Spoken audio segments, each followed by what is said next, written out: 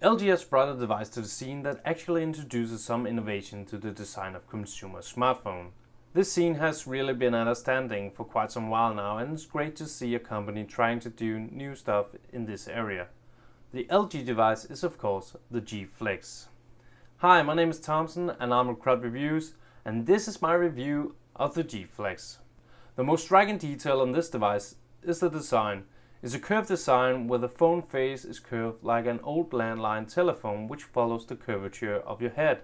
Interesting, this is not the first feature that people have been noticing about the device though. The first thing they notice is usually the size. This device is absolutely enormous, and one-handed operation of the device is nearly impossible. I often have to use both hands for certain operations. Another design feature that people quickly make notice of is the lack of a power button on either sides or top of the device. The power button and volume rocker is placed on the back of the device as LG introduced on the G2.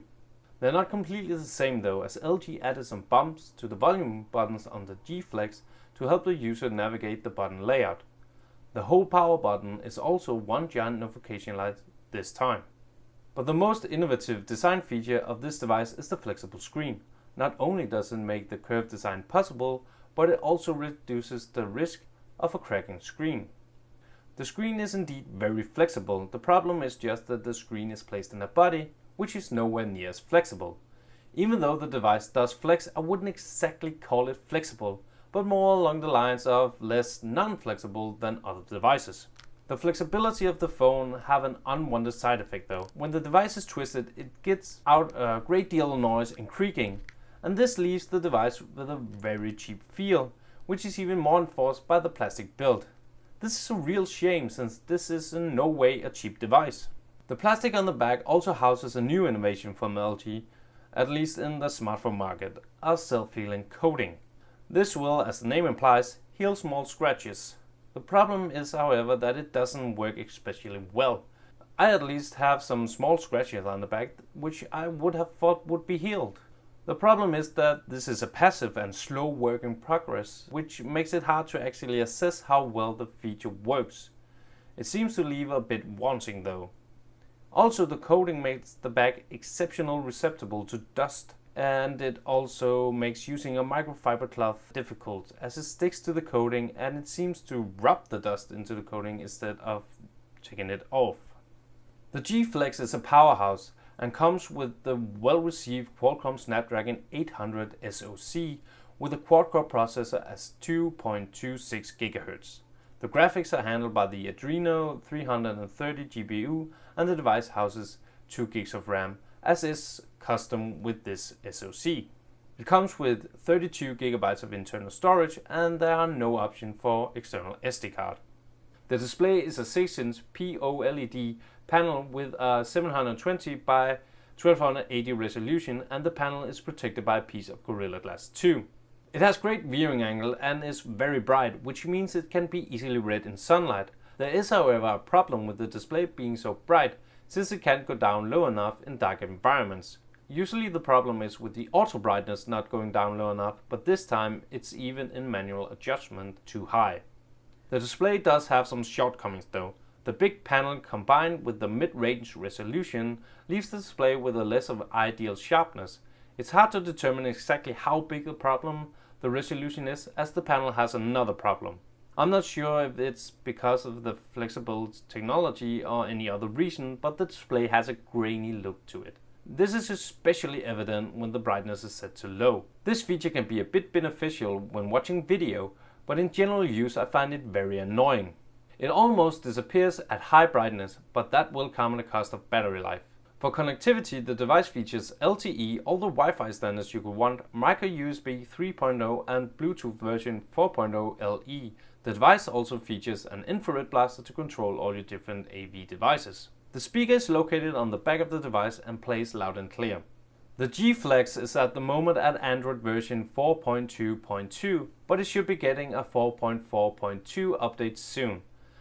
The performance is great and there's absolutely no lag or stutter when using the device. Since this is an LG device, it also includes a lot of LG software features that is known from their older devices. This includes features like knock on, slide aside and the extreme customization options for the UI. There's also a couple of new features with the G Flex. One of these features increased the usability of the big screen, namely the dual screen feature. By holding the back button, you get an option to drag an app to either the top or the bottom of the screen. There's only a certain collection of apps to choose from, but the list does include video, messaging, email, gallery, Chrome and YouTube, which has great uses from dual screen. If you have an email and Chrome open in dual screen, then a link pressed in the email app will actually open in the Chrome in the other window. The device also comes with a new LG theme that, while still not one of my favorite, it is a lot better than the themes delivered with the G2. LG has added 2 features in order to try and help the user with one-handed operation: OneHanded Keyboard and one-handed navigation keys. The one-handed keyboard can be activated from the keyboard settings with the keyboard in use, and this will squeeze the keyboard to one of the sides for easier thumb action. The same goes for the one-handed navigation key, which is activated by swiping to the side you want the keys closer to. As a little eye candy, LG added a feature to the lock screen, where the motif on the screen will move with the direction of the device. The problem here is that it doesn't really work smoothly and comes off cheap and gimmicky, instead of give the user the wow sensation that I'm guessing they were going for. At first you may think the camera on the G Flex sounds like it's the same as on the G2, but in reality it's not. They have the same 30 megapixel resolution and the same 2.4 aperture, but that's about it. The image sensor is a bit smaller on the G Flex, and the G Flex has also omitted the optical image stabilization feature from the G2. The smaller sensor size and the removal of OIS is a result of the same reason, the curved design. If OIS were included, the image sensor would be too big to accommodate the curved design. Here we are with the LG Flex and a bit of car noise around just to test how it is with a bit of noise on it. I'm shooting at 1080p, 30 frames per second. It's a quality. They both record video at 720p, 1080p and 1080p at 60 frames per second, but the G Flex does the G2 one up by supporting the UHD, which is 2160p recording. The quality is great in good light when standing still and the subject isn't moving too much, but when the lighting gets questionable, so does the quality of the video. It's the same thing with images. The performance in low light is bad, mainly because of the lack of the OIS. The G Flex comes with a massive 3500 mAh battery, which is curved and flexible as the body. With this amount of energy, you are ensured great battery life. There's almost no way to kill this device within a normal day. In my own little battery rundown test with video, it took over 7 hours to deplete the battery running a full HD video. This translates into a whole day with battery to spare at the end, even with heavy usage. With low to moderate use, you can even get 2 to 3 days on one charge. The battery is absolutely amazing on this device. The device is good, but the price is hard to get past.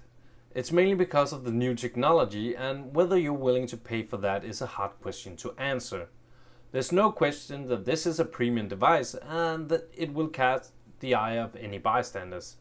More than anything though, this is a device for the first movers and people itching to be right there on the cutting edge of technology.